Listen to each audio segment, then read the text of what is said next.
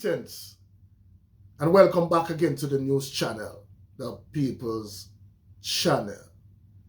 Jamaica's most dangerous and feared contract hitman is on the loose.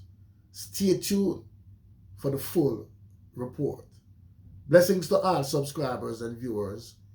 If you're here for the first time, you can support the channel by like, subscribe, share, hit the notification bell. Shout out to the Jamaica Observer for this article.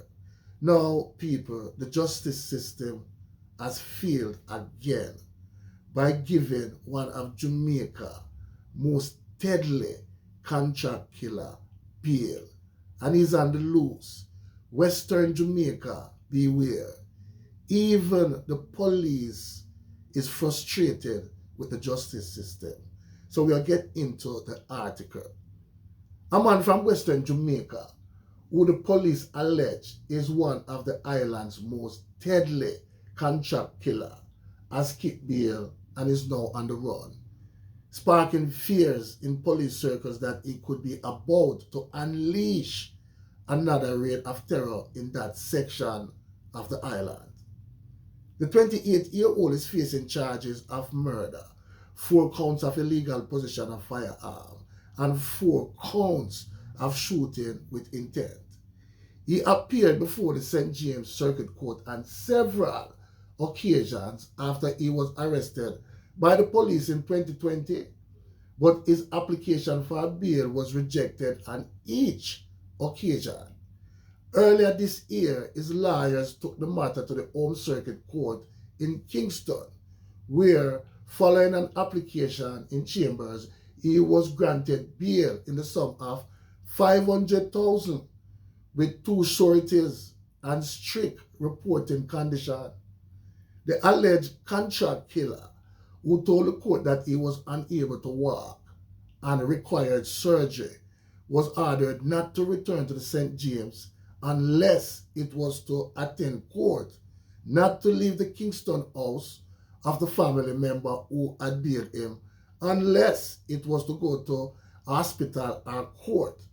Report directly or have a representative report to the Kingston Central Police Station between 8 a.m. and 6 p.m. Mondays to Fridays, not to contact the witnesses and to surrender his travel documents to the police.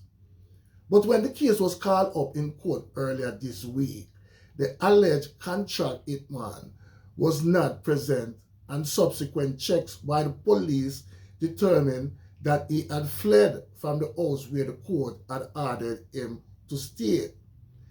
As police confirmed that the alleged hitman was now on the run, the news sources pointed out that he is on a quest to avenge the dropout of his brother, who was fatally shot in December 2020 in St. James during a conflict between 2 gangs. The sources pointed out that the man has been linked to several murders which he was allegedly paid to commit on behalf of rival gangs in Western Jamaica. This man is only loyal to his money and his gun. He will take money from anybody to match a work for them, the source said. He is known as somebody who is cool and will kill anywhere, anytime, added the source as he pointed to 6 murders which the alleged contract hitman was charged with in 2013. According to material which the police produced in court in 2013, the accused man traveled to Norwood, St. James, where he opened fire at a group of people, killing 3. Less than 1 hour later, he was in North Gully, St. James, where he opened fire at people again, leaving 3 drop out. Acting on information, the police trapped and arrested him before charging him with all 6 dropouts. But after he was remanded for several months, he was freed by the court as witnesses, including those who had identified him as the shooter in the incident, failed to appear for the trial. Since being freed of the charges, the police have linked him to several barbaric acts, including the brazen daylight fatal shooting of a man in Adelphi, St. James in November 2019. In December 2019, the police went to search of the suspected killer, who intelligence suggested was on his way to carry out a contract hit on behalf of a gang, but he managed to elude the police, leaving behind a Glock pistol with 29 rounds of ammunition. The hunt continued for him until September 2020, when members of the security forces responded to reports of a fatal shooting of a man in Catherine Hall, St. James. On arrival, the members of the security forces said they were engaged in a firefight by two men who had reportedly taken out the man. When the shooting ended, two men were found with gunshot wounds and two illegal firearms taken from them. When one of the men was identified as the island's most wanted contract hitman, the police were confident that they now had sufficient evidence to put him away for a very long time.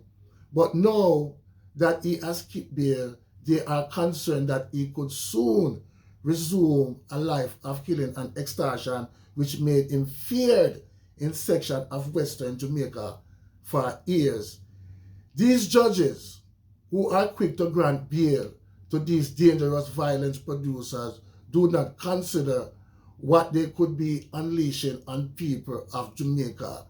We have repeatedly argued that violent criminals are being granted bail too early and easily. A policeman who had tracked the alleged contract hitman for years argued, "This is a very dangerous killer who is now on the loose to continue his terrorism because of judge either did not read or act on his antecedents before granting bail." This is so frustrated.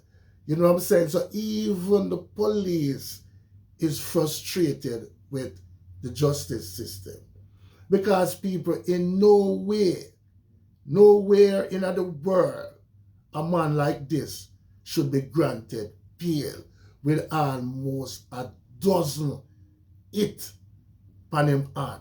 You know what I'm saying? Them say him not care who, as long as the money is right. You know what I'm saying?